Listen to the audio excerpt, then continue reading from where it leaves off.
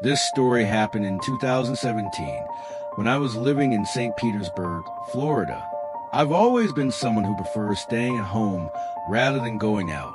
So when my coworker Jenna, who was around 10 years younger than me, kept insisting that I join her for a night out, I kept saying no. But Jenna and another coworker named Mira didn't give up easily. After several weeks of convincing, I finally agreed. I told Jenna that I'd go out with them the following weekend. A few days later, Jenna came over to my apartment. She said she wanted to leave her car there and have me drive us, which immediately made me nervous.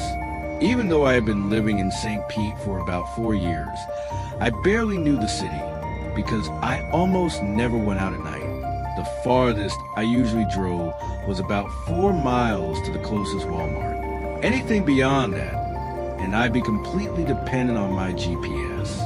That evening we got into my car and drove toward Mira's apartment. When we got there, Mira still needed a little time to get ready, so we waited inside for a while. Once she finished, the three of us headed back to my car. Since I was the one driving, Jenna took responsibility for directions. Eventually we reached a crowded nightclub. We went in, found a place to sit, and ordered drinks. We had only been there for a short time when Jenna suddenly said, "I'll be right back. I just spotted someone I know." She asked Mira to come with her. I remember feeling a bit irritated. After all the effort they made to convince me to come out, they were now leaving me alone almost immediately. Still, I stayed and waited. A few minutes later, Jenna and Mira came back looking cheerful. Jenna handed me a drink and said, "My friend just bought us around." I didn't question it. She was my co-worker, so I trusted her. I took the drink just like they did. From what I remember, her friend bought us 2 rounds each. But shortly after finishing the third drink, something started to feel very wrong. The room wasn't spinning, but an overwhelming sense of dread suddenly came over me. I turned to Jenna and said we needed to leave immediately. Everything that happened after that is mostly a blur. I don't even remember leaving club, though apparently we did. The next clear memory I have is sitting in my car outside Mira's apartment complex, still behind the steering wheel. I could hear Jenna and Mira talking nearby. I can't remember exactly what they said, but something about their conversation instantly triggered my fight or flight instinct. I didn't even need to understand the words. My gut was telling me one thing very clearly. I was in danger. Without thinking, I slammed the car into drive and sped away from the area. Whatever had been slipped into my drink was extremely strong. I'm not someone who gets drunk easily, and I had only had 3 drinks at the club, which are usually watered down anyway. I ended up driving around St. Petersburg completely disoriented, just trying to figure out how to get back home. My mind felt scrambled, and I couldn't focus on anything properly. At one point, I stopped at a red light. Out of nowhere, 2 people suddenly appeared beside my window. Before I could even react, someone started pulling on my car door. I was stunned. My car doors automatically locked as soon as the vehicle was put into gear. So to this day, I still have no idea how they managed to open it. 2 unfamiliar men were trying to pull the door open. The shock of the moment snapped me out of the mental fog, just enough for me to slam the gas pedal and speed away from the intersection. After that terrifying moment, my memory fades again. The next thing I clearly remember is sitting inside my parked car near a quiet neighborhood with rows of houses. I was staring at my phone, trying to figure out how to use it, but the drug had made me so paranoid and confused that even the simplest task felt impossible. I looked around and didn't see anyone nearby, which made me feel somewhat safe for the moment. I leaned my seat back and eventually drifted into a deep sleep, clearly caused by whatever had been put in my drink. Around 5 o'clock in the morning, I woke up as the effects of the drug started wearing off. I was finally able to use my phone again. I turned on the GPS and drove straight home, collapsing into bed the moment I arrived. When I woke up again around 11 a.m., I saw that I had about 20 missed calls. Most of them were from Jenna, with a few from a worried friend. When I finally called Jenna back, she sounded panicked and demanded to know where I had gone. "What do you mean, where did I go?" I replied, "Your friend drugged my drink. I wasn't going to stay around to see what was going to happen next." That's when Jenna casually said something that gave me chills. She admitted that the drinks that had been spiked weren't actually meant for me. That one sentence told me everything I needed to know. She quickly added that she would stop by later to pick up her car. Before she arrived, another memory suddenly came rushing back to me. Those two men trying to open my car door. I wonder if it had been some kind of hallucination or if it actually happened. So I went outside to check my car. That's when I saw it. The plastic cover on my driver's side door handle was completely missing. Whoever had been grabbing onto the handle when I sped off must have ripped it right off. Seeing that damage confirmed something terrifying. What I experienced wasn't in my imagination. Someone had really tried to get into my car while I was drugged, alone, and vulnerable. I was furious that Jenna had put me in such a dangerous situation. After that day, I never spoke to her again. The lesson from this terrifying experience is simple, and it's probably the only reason I'm still here today. Always trust your instincts. Your gut feeling is there for a reason.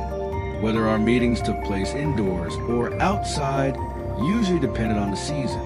On this particular night, it was the first meeting for the Scouts after the summer holidays. As part of our tradition, we gathered at the parking area near the path that leads to the sand dunes. From there, the Scouts would walk down toward the dunes. The plan was simple. The older Scouts would climb the tallest dune, while the younger ones, especially the new 12-year-olds, would follow behind them. The older Scouts would help guide them to the top, and once they reached it, they were officially welcomed as full Scouts. So the Scouts headed off while the rest of us, the aid venturers, stayed behind at the parking area to practice our first aid skills for around 45 minutes. After finishing, we realized we still had some time left before the meeting ended. So we decided to head down to the dunes as well. Those of us who walked faster, including me, reached the dunes first.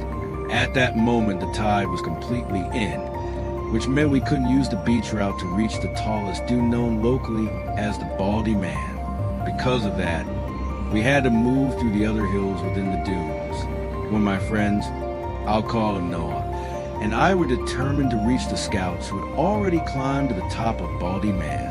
We shouted back to our group leader and the other ventures to let them know where we were heading. Two more friends decided to come along with us. I'll call them Thomas and Ewan. The rest of the group was quite a distance behind, so they decided to split into pairs and wait at certain checkpoints to make sure everyone could find their way back safely. So the four of us, me, Noah, Thomas, and Ewan, continued forward to the dunes. It was almost completely dark by that point. We kept stumbling and slipping while climbing over hill after hill.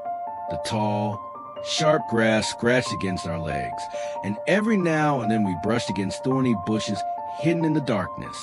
The only light came from the moon, which barely illuminated the silhouettes of the Scouts standing far away on top of Baldy Man. They were actually much farther away than we first thought. After a while, we stopped to rest on a ridge. When we turned around, we could see two other ventures standing further back, watching us from the distance. We waved to them, and they waved back.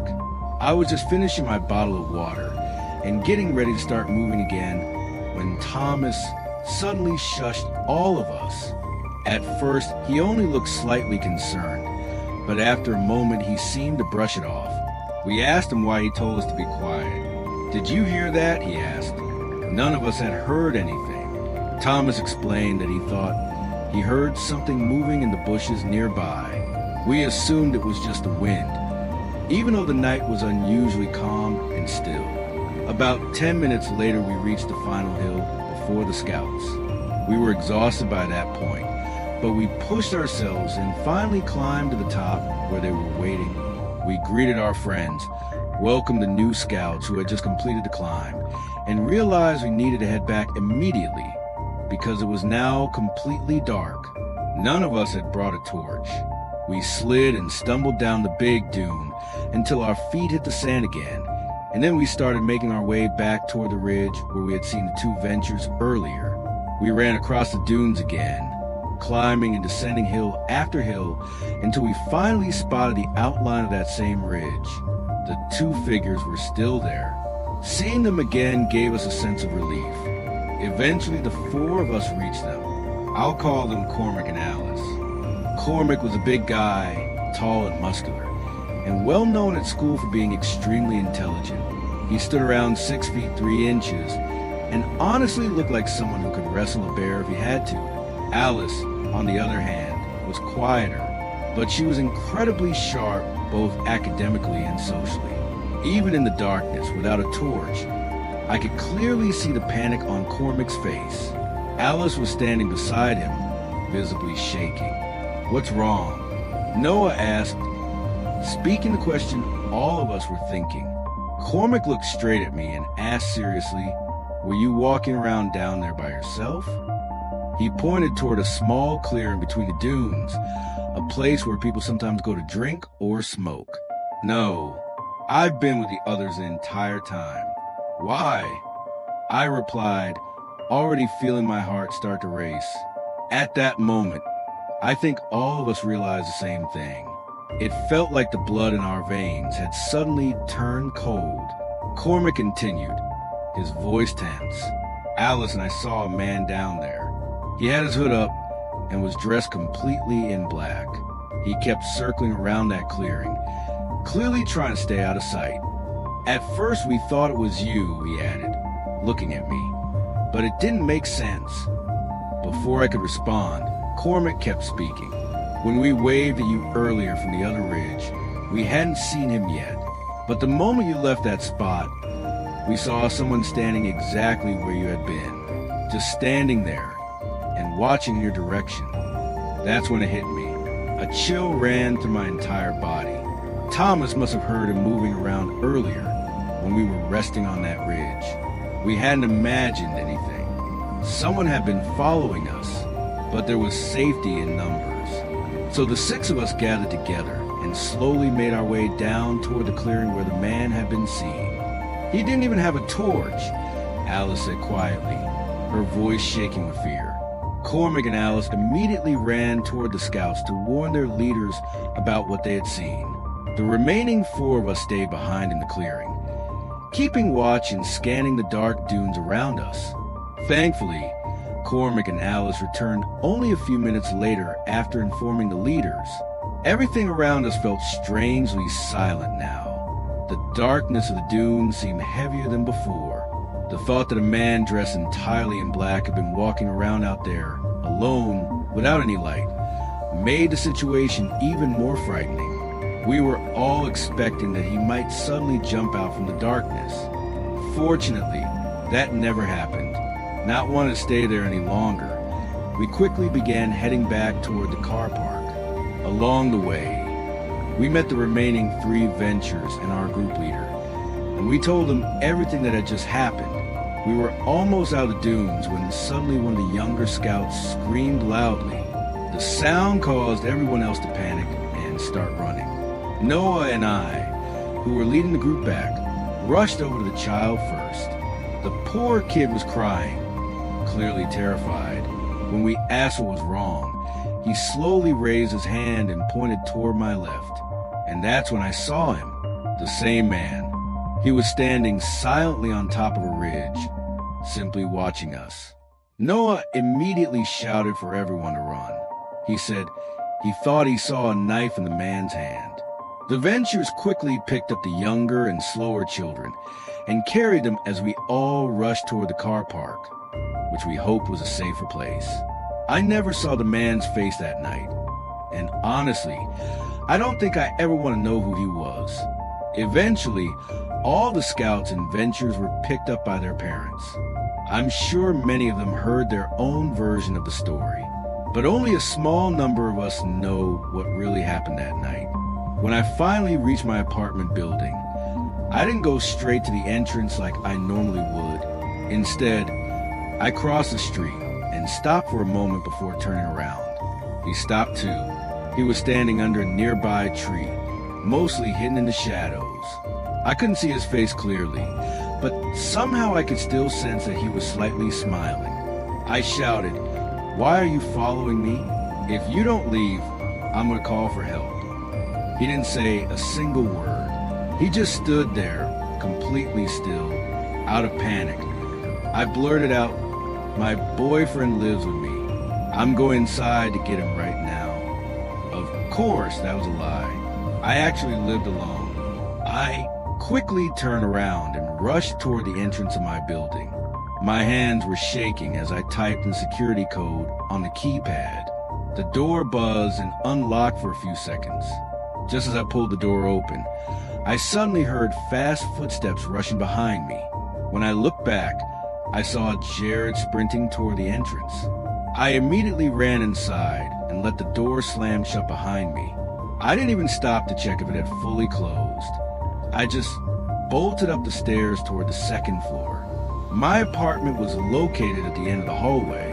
As I ran upstairs, I heard the main door downstairs forcefully swing open.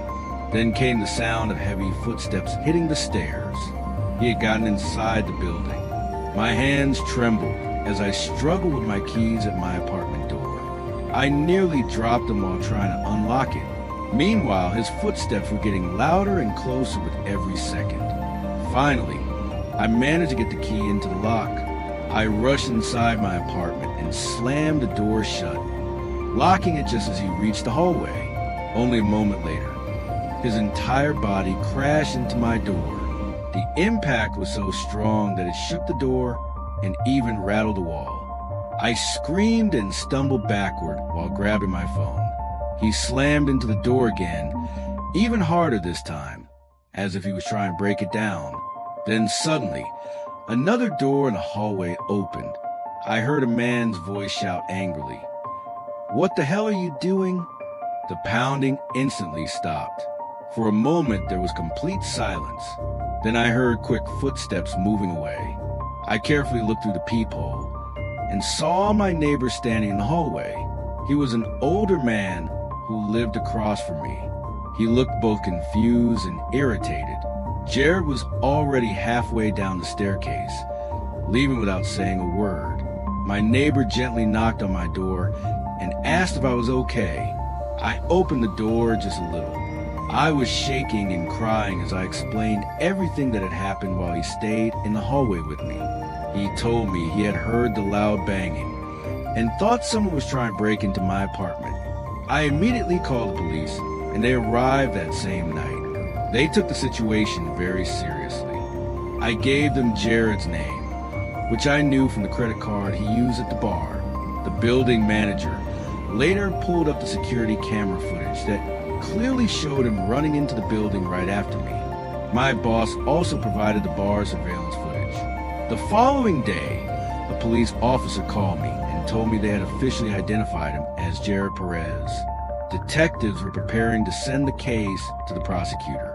They explained that the situation would likely be treated as stalking and unlawful entry because he had chased me into the building and attempted to force his way into my apartment. Hearing those words made everything feel much more real, but it also gave me a small sense of relief knowing the situation was being taken seriously. The next day, I went to the courthouse and filed for a restraining order. I had to explain the entire story to a judge. They reviewed the police report as well as the security footage from the building. The judge immediately approved the temporary restraining order, and the police served it to him shortly afterward. I was also informed that the prosecutor was moving forward with charges related to his attempt to break into my apartment. For a while after that, I continued working at the bar, but I stopped walking home alone at night. Even with the restraining order and the legal case moving forward, I still felt nervous every time I returned to my building. I constantly checked over my shoulder during the walk home and hurried inside as quickly as possible. Thankfully, Nothing like that ever happened again, but it's an experience I would